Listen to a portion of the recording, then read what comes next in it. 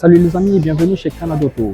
Aujourd'hui de chez Kia, nous allons voir encore un véhicule, mais cette fois-ci une berline 100% électrique, nul autre que le EV4. La dernière fois, parce qu'on était sceptique, j'arrivais personnellement pas à déterminer si j'aimais ou pas. Il me faut du temps pour digérer un peu ce nouveau design du véhicule, donc je vais vous le montrer, on va voir les détails ensemble et vous me dites ce que vous en pensez par rapport au prix, est-ce que c'est une bonne affaire ou pas. Sans plus tarder, tout ce qui concerne le EV4 dans cette vidéo, ne bougez pas, à tout de suite.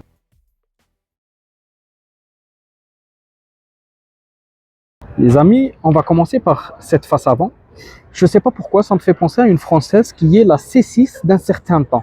Je pense que c'est parce que les feux arrière de ce véhicule, qui est la C6, ressemblent à ceux du EV4. On va en parler quand on arrivera à l'arrière. Donc on remarque que c'est la toute option, du fait qu'il n'y a pas de plastique sur le véhicule. Donc, enfin, il y en a, mais on n'a que du noir brillant. Tout ce que vous voyez ici, ce n'est pas du plastique brut. On a des détecteurs d'obstacles et des phares en full LED avec la signature à LED de Kia, la toute nouvelle évidemment. C'est entre le EV6, la K4, les modèles qu'on avait déjà vus sur notre chaîne. Donc pour les jantes, je vais vous montrer ça. Ensuite, on aura une vue globale du véhicule. Donc vous voyez que c'est un joli design, ils sont bicolores et ils sont de dimension de 19 pouces. Pour ce qui concerne le contour de roue et cette petite barre qui passe entre les deux portières, ils sont en noir brillant et toujours pas en plastique. Donc c'est une très haute finition par rapport à ça, on peut le reconnaître assez facilement. On aura les coques des rétroviseurs, les montants de notre pare-brise qui sont en noir brillant également, la caméra en dessous, donc on aura la 360 degrés, on a l'insertion du clignotant et regardez les poignées de porte qui sont du même teint carrosserie et dissimulées dans les portières. Est-ce que vous ne trouvez pas que c'est exactement la même, cette partie avec cette partie? Évidemment, ils font partie de la même famille, les deux c'est des berlines qui se veulent fastback, sauf que là c'est la K4, donc qui est thermique et qu'on a déjà vu, et là c'est la EV4. Et c'est là où je vous avais parlé de la C6. Évidemment, ce n'est pas exactement la même chose, mais le fait que les feux soient très éloignés les uns des autres me fait penser à ça.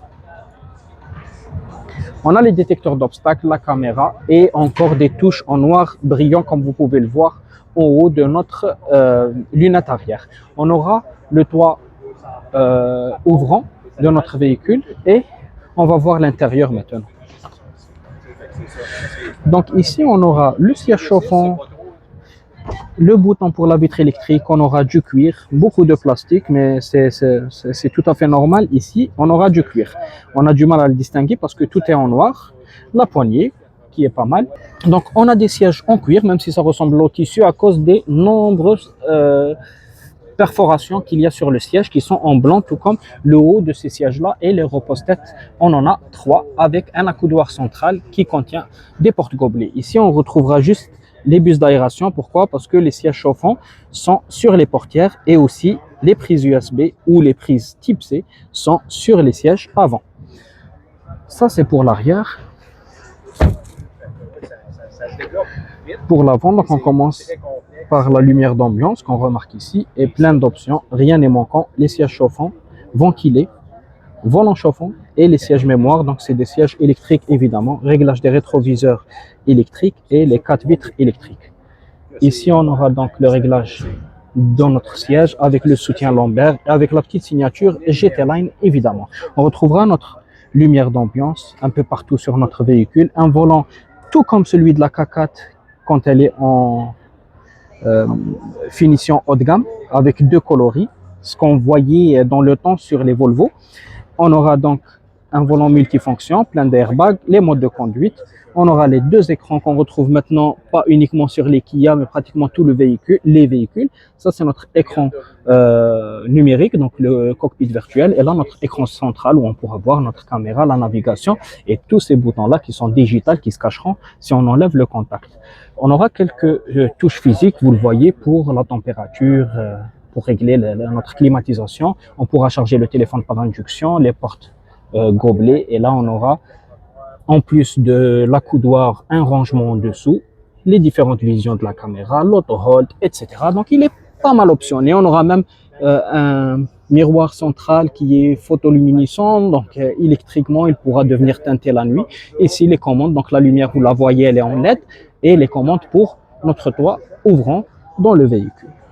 Donc là, on a la GT Line limitée. C'est comme celle qu'on avait présentée sur la K4, sauf que là, c'est le EV4. FWD, donc ce n'est pas une 4 roues motrices.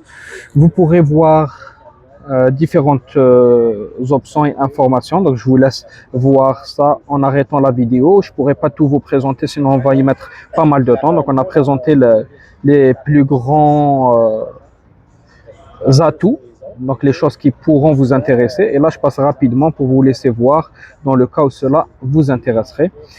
Concernant la technologie, la sécurité, et là, c'est les performances et c'est ça qui nous importe un peu plus que les autres. Donc, on a une autonomie de 488. On rappelle qu'on a toujours un peu plus quand on a des modèles de base. Ça, c'est quasiment le minimum parce qu'on a beaucoup d'éléments énergivores parce qu'elle est bourrée d'options technologiques par rapport à un modèle de base. Donc là, c'est la charge rapide, en combien de temps, etc. Elle développe 343 chevaux, c'est pas mal du tout.